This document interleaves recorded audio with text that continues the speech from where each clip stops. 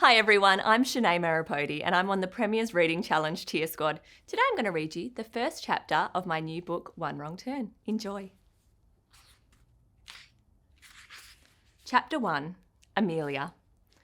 There's a feeling you get when you do ballet that's like nothing else in the world. Lots of people think ballet is just a hobby, something little girls in tutus do. They see a line of dancers standing at a ballet bar, slowly moving their arms and inclining their heads, and they think it's easy.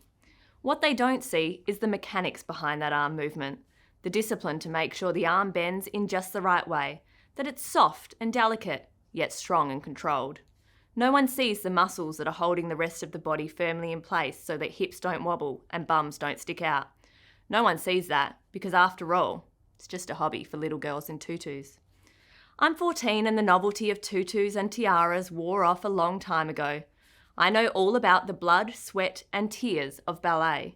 If you aren't producing one or all of those three things, you aren't doing it properly.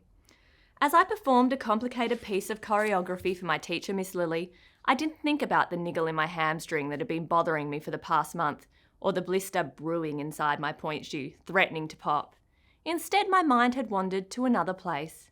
I was performing not just for my teacher, but instead for a sold-out crowd at His Majesty's Theatre. This particular dance wasn't pretty, it was powerful. I attacked each step like a lion chasing its prey, all the time keeping a cheeky smile dancing across my lips. Everything had to be precise and my timing had to be just right. The excitement tugged at my body, begging me to go faster. I fought against it. If I let adrenaline take over, I'd rush the dance and make a complete mess of things. I finished the solo with a series of turns travelling across the floor. In my head, I could hear the audience clapping in time with each turn, and it spurred me on. As I reached the last one, I rallied onto the toe of one of my point shoes, trusting my body to hold me still. I waited for the applause to come. Instead, there was silence. The mirrored studio walls of the Perth Ballet Academy slowly came into focus. My breath burnt my chest as I glanced frantically around the studio. It was the best I'd ever danced, so where was the loud clap and recognition from Miss Lily? My eyes finally found her. She was standing by the door talking to a girl I'd never seen before.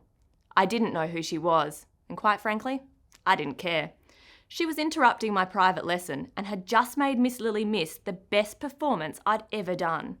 It might not have been a real performance, but at a ballet school, every dance counted towards securing lead roles. Frustration surged through my body, eating up every last bit of energy I had. Miss Lily glanced over her shoulder and saw me watching. "Oh, Amelia, you're done." It wasn't the praise I'd been hoping for. "Come over here, will you? There's someone I'd like you to meet," she said with a warm smile. I straightened my shoulders and lifted my chin. I traded my scowl for a stage smile, knowing full well that a dancer with an attitude would get nowhere. As I made my way towards Miss Lily, I looked the other girl up and down. She was short and petite, and without a doubt, a dancer. I could tell by the way she stood with her feet casually turned out, her neck poised. The Perth Ballet Academy was one of the city's top ballet schools. You had to audition to get a place in its after-school program, and it was unusual to see a new face midway through the term. Most of the kids in my class had been at the academy since we were juniors. As frustrated as I was with the interruption, curiosity got the better of me. I had to know who the new girl was. "Amelia, this is Valentina. She's come to join us all the way from Italy. Her family moved here a couple of months ago and now she's settled in. She's dying to dance again," Miss Lily said. "I loved your dance," Valentina said with a soft smile. "It was incredible. Lots of energy." Her accent was strong, but her English was clear. "Valentina auditioned for me last week. You two are actually very similar. Two powerhouses," Miss Lily said. My smile tightened. I was the best intermediate dancer at the academy. Perhaps Miss Lily was just being polite, but with auditions for the mid-year show just around the corner, the comparison between my dancing and Valentina's made me uneasy. "Class starts in 10 minutes. Valentina can shadow you today, Amelia, while she finds her feet. Make her feel at home, please," Miss Lily said, heading towards the door. I bit my lip. Babysitting the new kid was the last thing I wanted to do. I'm not like the other kids at the academy. Everyone says they want to be a professional dancer, but sometimes it feels like I'm the only one working hard enough to make sure that dream actually comes true. I'm the first one at the academy each afternoon and the last to leave, and from the moment I walk through the door, I'm ready to work. The others treat the academy like a hangout, a place to chat and have fun, with a bit of ballet on the side. Not me. I'm 110% focused. I don't have time for distractions, Valentina included. I wanted to protest against babysitting, but there was no point arguing with Miss Lily. Getting on the bad side of your ballet teacher was a sure way to land yourself in the corps, dancing in the background, waving a flower or some other lame prop. No one would see you there. "You're very good," Valentina said, breaking the silence. It was an olive branch, a peace offering. Of course it made my chest puff out with pride. "Thank you, it's the best solo I've ever done." "Perhaps you could teach me," Valentina suggested with a hopeful smile. I couldn't think of anything worse. I studied Valentina's face. Her eyes were warm and friendly. I didn't want to be mean. I know ballet has a bad reputation. Some people think ballerinas are snobs who go around sabotaging one another's careers, but it's not like that. At least not what I've seen. I don't care about anyone else's dancing. I only care about my own. And it needs to be good. Better than good. With auditions coming up, my technique had to be flawless if I wanted to get the lead role. And I had to get the lead role. Every minute at the studio counted. "Sorry, but I really need to practice my pirouettes before class," I said. Last week, Sarah got her triple pirouette on point. She was the first one in our class to land it. I'd been working my bum off ever since. "Great, I love to turn," Valentina said, following me over to the mirror. "Fabulous," I said dryly. Clearly Valentina hadn't got the hint. I really just wanted to practice by myself. I took a deep breath and pushed off into a pirouette. 1, 2, I spun on my toe like a spinning top, keeping my eyes locked on my reflection in the mirror to stop myself from getting dizzy. On the third turn, I began to wobble. I quickly planted my foot back onto the ground for balance and straightened up. My eyes darted towards Valentina. The last thing I wanted was to embarrass myself in front of the new kid. Thankfully, Valentina was bent over, stretching her legs. I turned back to the mirror and this time pushed off more gently. Too gently. Halfway through the second turn, I realised I had nowhere near enough speed to make it around once more. I came to a stop facing away from the mirror, staring directly at Valentina. This time, she'd been watching. "Just a suggestion, and you do not have to listen," she said, holding up her hands defensively. I could tell English wasn't Valentina's first language by how prim and proper her speech was. Do not instead of don't. My jaw tightened. Valentina continued. "Maybe lift your knee a bit higher and bring your arms closer to your chest. Like that you will have more, how you say, forza." She blushed. 3 turns will be easy, or as you Aussies say, a piece of cake. At that she grinned, clearly proud of herself for knowing the saying. "Have you got your triple pirouette?" I asked. It came out harsher than I'd intended. Valentina smiled politely, but not before I saw the hint of a frown. "Si, yes." To prove her point, she effortlessly did a triple pirouette. She didn't wobble once. I swallowed. Without a word, I turned my back and prepared for another pirouette. This time, I reluctantly took Valentina's advice. I drew my foot up a tiny bit higher and tightened my arms. 1, 2, 3! As I softly placed my foot back on the ground, I released my breath and smiled. Valentina and I locked eyes in the mirror. "That was incredible! Like that you could have done 4 turns," Valentina said. The studio door flew open, interrupting the moment. The other dancers began to wander in. As usual, they were chatting loudly about their weekend plans, favourite TV shows, latest crushes. They were too busy gossiping to notice Valentina. "We start at the bar," I said, walking to my usual spot at the front. Valentina followed awkwardly behind me. "This school, it is very big, much more pretty than my old school in Italy." "Look, Valentina," I began. I wanted to warn her that Miss Lily hated talking in class. So did I. The chatterboxes always ended up in the back row. "You can call me Vale." She emphasised the E as if it was the start of a word, like elephant or egg. A loud clap put an end to the conversation. "Intermediates, I hope you've warmed up your legs as well as your mouths," Miss Lily said, sashaying across the studio. A few of the students giggled as they took their places at the bar. Miss Lily used to dance professionally for the Royal Ballet in London, and even though she was now in her 50s and kind of old, she still moved as if she was ready to take to the stage at a moment's notice. Today her hair was styled in an elegant chignon, and a long ballet skirt floated behind her. Despite her tiny frame, her voice boomed like a megaphone.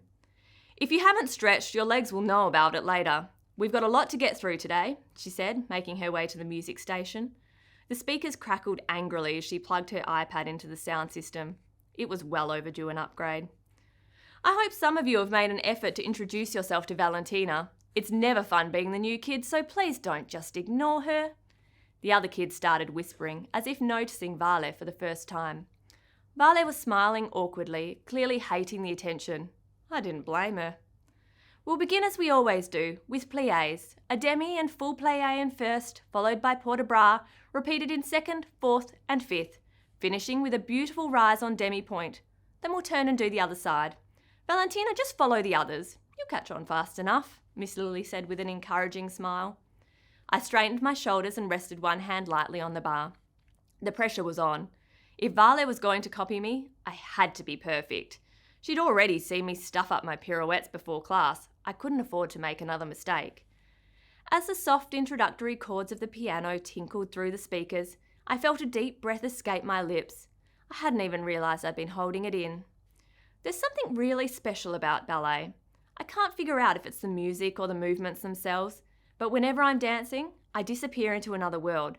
It's like magic. Nothing else matters. We moved quickly through each exercise. Tendus, frappés, rond de jambe. Miss Lily walked up and down the length of the bar throughout each exercise, correcting students as she went. "Ava, we are doing ballet, not hula. Hips still, please. Jessie, bottom in and lifting up, please. Imagine a string that extends from your head, pulling your entire body upwards. Liam, why does your hand look like a claw?" She paused near the front of the bar. I instantly felt my shoulders straighten and my stomach tightened. I could feel Miss Lily's eyes in my direction, and I craved her attention. "That looks great," Miss Lily said. A smile crept onto my lips. "Valentina, I'm so impressed by how quickly you're picking everything up." My jaw dropped. So did my shoulders. I could have sworn Miss Lily had been talking to me. Suddenly, I felt hands on my shoulders, pulling them backwards. "Posture, Amelia," Miss Lily said. With one finger, she tilted my chin up towards the corner of the room. "Remember, no one wants to buy tickets to see a ballerina slouch across the stage." I continued to move through the movements as she adjusted my position, but inside, I was dying of embarrassment. Teachers always managed to look at the worst possible moment. By the time we reached the final exercise of class, I was exhausted. We all congregated in 2 lines at the side of the studio, ready to do grand jeté across the floor. Sarah and I were up first. We both leapt through the air in time with the music. I watched our reflections in the mirror, pushing myself to make sure my legs extended higher than Sarah's. "Nice, Amelia, that extra stretching's paying off," Miss Lily complimented. Flexibility is one of the things I always have to work at. Both my parents are ex-ballet dancers, yet, surprisingly, I wasn't gifted with natural flexibility. I'm forever doing the splits with my foot resting on a stack of books to try and overstretch my muscles. "Ah, those jetés are the best I've seen in such a long time," Miss Lily exclaimed. I felt my grin grow wider. Finally, Miss Lily was noticing the extra work I was putting in. "Everyone, look at Valentina's jetés," Miss Lily continued. My smile dropped. Once again, the compliment hadn't been for me. "Notice how her hips are perfectly square when she's in the air? Gosh, that flexibility! Incredible! Those legs were definitely made for ballet," Miss Lily said, clapping her hands. Having reached the other end of the studio, I stopped to watch Valentina. Miss Lily was right. Her flexibility was next level. She threw her legs into the air with each jeté, not just doing the splits mid-air, but extending beyond them. I felt a fire burn in my gut. As hard as I worked, it was unlikely my legs would ever be like that. "She's pretty amazing, huh?" Maylin said, sidling up beside me. I was watching her during Grand Battement at the bar. Her kicks were so high, I'm surprised she didn't kick you. "Luckily, we avoided collisions," I said. I watched as a few of the other girls gathered around Valentina, gushing over her jetés. "Did you see her arabesque? She's crazy stretchy," Ava added. "Oh, I wish my legs looked like that," Kate whined. You'd have to snap bones to get that flexible, Ava said with a smirk. Kate gently shoved her shoulder in protest. Kate and Ava were best friends and without a doubt, the biggest gossips in the entire school. I turned my back on the conversation, pretending to watch the other dancers. If I had to hear one more time how flexible Valentina was, I'd probably scream. The competition's picked up, that's for sure, Ava said. God, Amelia, I bet you're worried, Kate said. What? Why would I be worried? I asked. I avoided Kate's eyes, keeping my own fixed on the other dancers. Well, auditions are coming up for the mid-year show. Imagine if the new girl came in and stole the lead, Kate said. It was a small comment, but it was like a match, and it struck a fire inside of me. There's more to ballet than flexibility, you know, I snapped, walking away from the bar to join the others. I heard Kate and Ava laugh behind me. I hated that they'd got to me and made me crack. It was what they did and why I tried to stay away from them. We all clapped and curtsied politely as Miss Lily dismissed the class. While everyone else made a beeline for the change rooms, I grabbed a stretch band. My muscles were more pliable when they were warm, and I'd never been more eager to work on my flexibility. I hope you enjoyed Chapter 1 of One Wrong Turn. You're welcome to log this as part of the Premier's Reading Challenge. Good luck for the rest of the competition. Enjoy reading.